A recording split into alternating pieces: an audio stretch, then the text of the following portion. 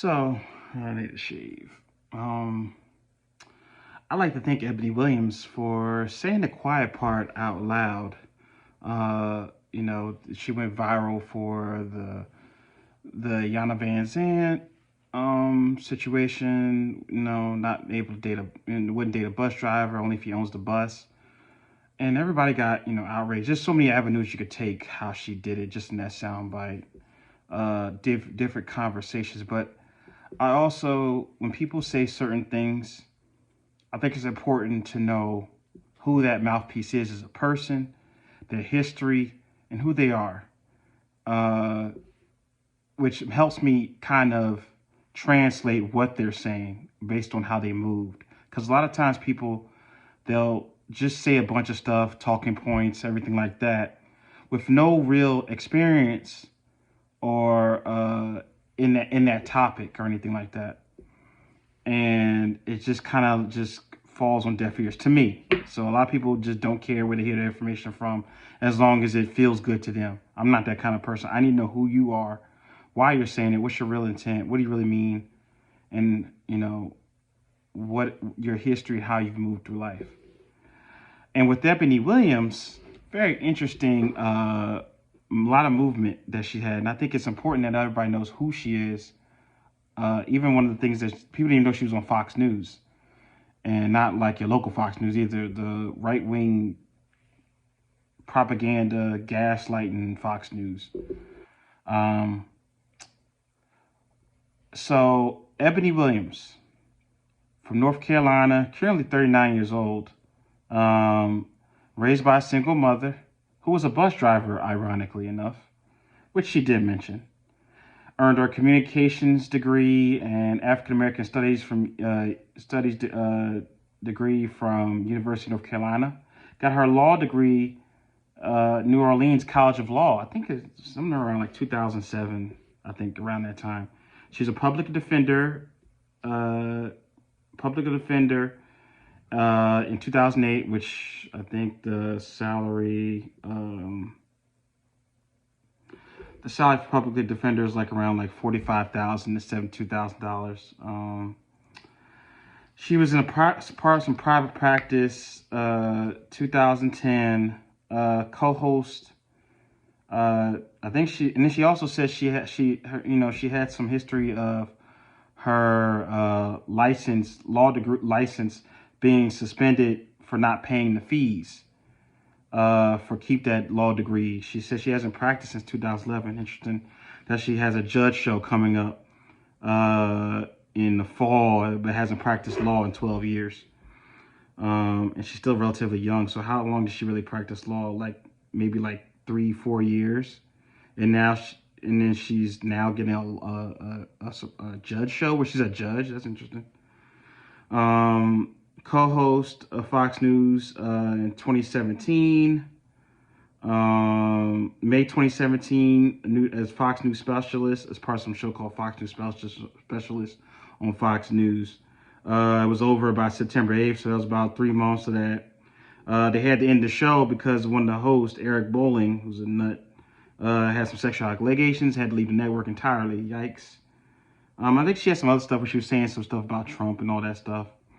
A couple of her segments are very interesting that she had. Like she had a segment where they were talking about privilege, and there's privilege for everybody. There's black privilege and all that stuff. Just really just downplaying white privilege, basically.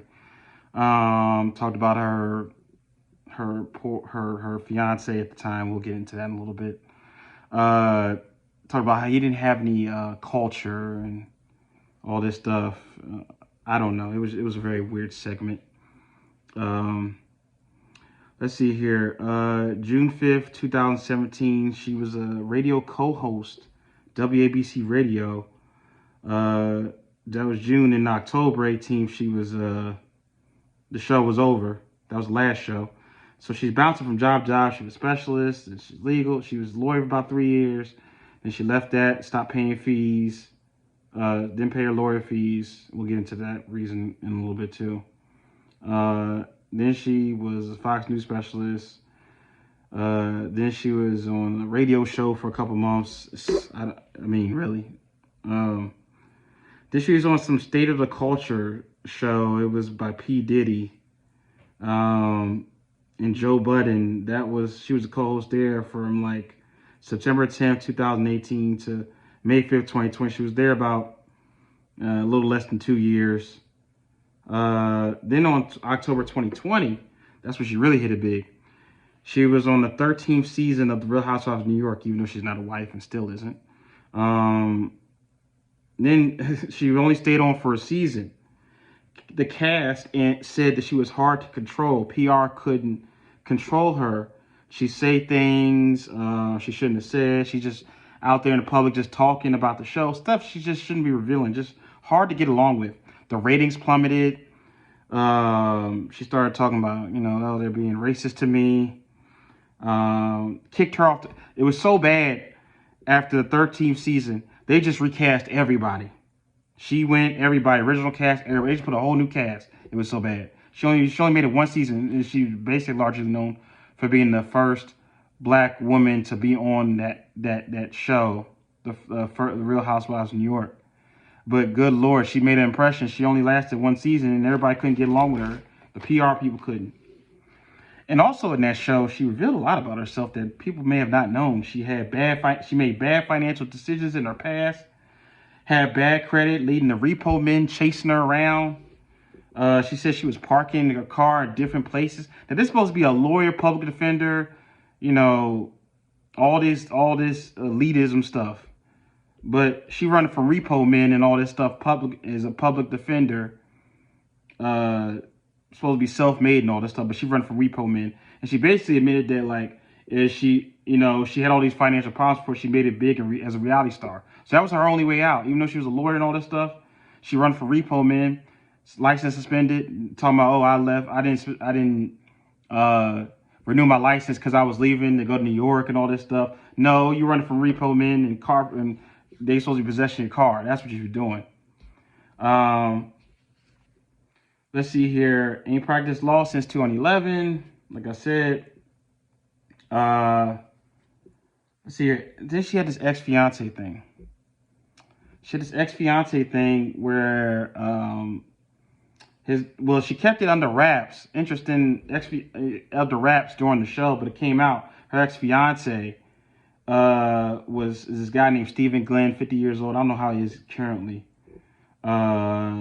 He has a private equity business invested in more than $94 billion in 940 companies. And currently he lives in a New Jersey mansion, $2 million New Jersey mansion with his 3 sons. She allegedly broke up with him because he stayed with his kids during the COVID lockdown and not her. They had during the time they were together, there was a 3-bedroom apartment that she was in that he funded, because after they broke up, there was an article I read where she moved into a 1-bedroom condo. Interesting. Self-made though. She's supposed to be self-made, but she couldn't afford to stay. Why couldn't you afford to stay in that 3-bedroom condo? So somebody was up in it, and then all of a sudden y'all break up. You're in a 1-bedroom, or you couldn't stay in a 3-bedroom apartment, but somehow after y'all break up, you in a 1-bedroom condo, which looked nice. I'm just saying. And then you found out that they weren't even really engaged, and the sons and them talked about how she wasn't even close to us like that. I don't know. She had this whole relationship. They weren't engaged. I don't know what she's talking about. The dude never even came up. He never came out. There's one picture of them together, and makes me seem like there was a sugar baby situation. So if you this self-made woman and all this stuff going on, and he's an investor, where's the power couple stuff? Because all I know is she got you sugar baby lifestyle, and you up in there, you ain't practiced law in 12 years. He got you in an apartment, 3-bedroom apartment. You're not a part of his businesses. You're not even legal counsel to his businesses. You're not none of this stuff. No, y'all was together for 4 years. So where did all this and y'all, where did all that go? Then she was on The View 3 months ago talking about there's this dentist, but he might be ghosting her. And at the same time, she was saying that she's talking about she's freezing her eggs and she's about to be a single mother, and everybody clapping the audience. I mean, what are we talking about here? Like, this is chaos. I don't know what the big hoorah of this woman. Now she got. I mean, I don't know what the big hoorah is about this woman who's just got a bunch of just failed stuff, jumping from job to job, running from repo men, and then she stole when she was 18. She stole like a $250 shoes. Tried to steal $250 shoes, but I guess they let her get off because she was still a teenager. She is a public defender, running from repo men, suspended license, jumped from job to job, couldn't keep an ex-fiance who really wasn't your fiance. He had a 3-bedroom house that he funded. Now you're in a 1-bedroom condo. You're on the griot now. Now you was on Fox News. Now you on the opposite of Fox News, the griot. I mean, but you talking about you gotta get a bus owner? Are you kidding me? Even if the dude bus owner drive the bus, they don't need to be involved with you. You're chaotic. Your life is chaos. I don't know, like all these are just bad things. Like there's nothing, you ain't stayed in nothing long enough. You were a lawyer for about 3 years, as far as I know. It says you ain't practiced law in North Carolina since 2011. I'm assuming that's all law. I'm assuming you ain't practiced law when you went to New Orleans or in wherever you are now, California, New York City. So you got your law degree, and about 3 years after that, you done. So, and Stephen Glenn, your ex-fiance, ain't acknowledge you. I don't see no ring. I don't see nothing. He ain't come out and say nothing, we were engaged. I miss her. Nothing like that. You ain't part of his businesses. As soon as that relationship over, you was in a 1-bedroom condo. So I need to know what the big hype is over this Eboni Williams from the ladies.